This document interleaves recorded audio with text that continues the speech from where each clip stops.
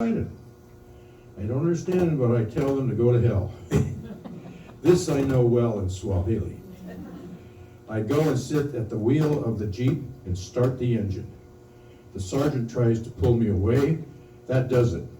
I pull my 45 and scream. He lets me go. I start spinning the wheels.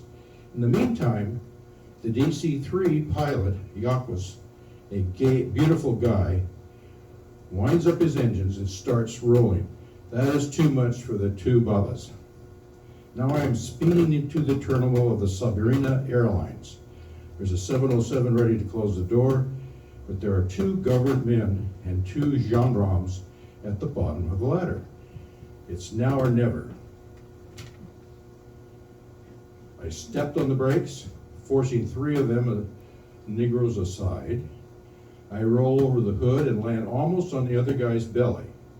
I am pushing him on the side with the 45 and climb 4 steps at a time. I am in. The two hostesses are petrified. I am telling them very gently not to do anything but close the door. And soon the plane is in motion. We are taking off for Europe. I smile, my nerves start to relax. I even would like to kiss the stewardess. I asked to speak to the captain. And that's the end of the story. Wow. I just want to say one other thing is how I met Guy. He was sitting right there.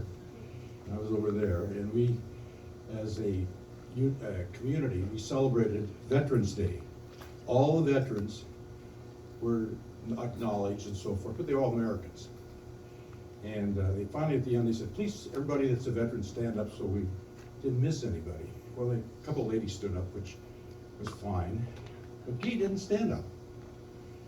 And I said, wait a second. So I got up, walked over to Guy, and I said, Guy, you're a hero. You served in the Belgian Army. You're an officer. He smiled, and we were friends ever since. Thank you very much.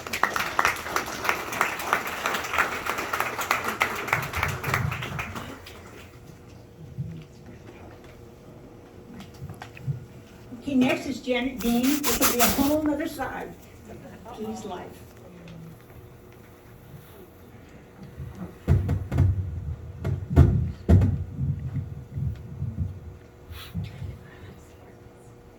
Can you hear me? My husband Bob and I took off in the early 90s on our sailboat to cruise the Americas and the Caribbean. One afternoon at anchor, this beautiful large sailboat pulls into anchor. There was a gorgeous blonde on the foredeck and a tall, handsome man at the helm.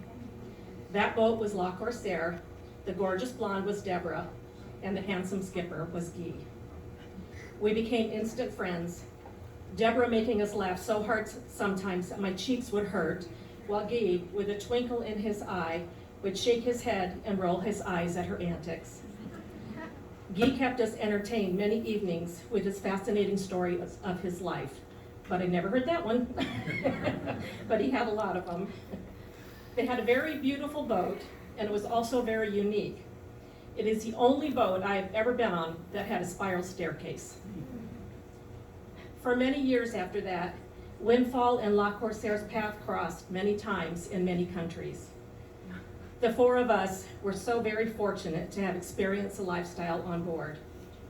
Besides bringing us new friends into our lives, it gave us the ability to visit large cities and experience many different cultures, but it also gave us the time to spend time at small villages with welcoming natives. Each country that we sailed to was unique, with history and local culture. Learning about each place and experiencing the traditions and cultures was a true adventure. Deborah and Guy were always up for any kind of an adventure that we came up with. From river trips in Mexico, exploring Costa Rica, transiting the Panama Canal, dancing in the streets in Trinidad for Carnival, having salt-baked fish on the waterfront in Venezuela,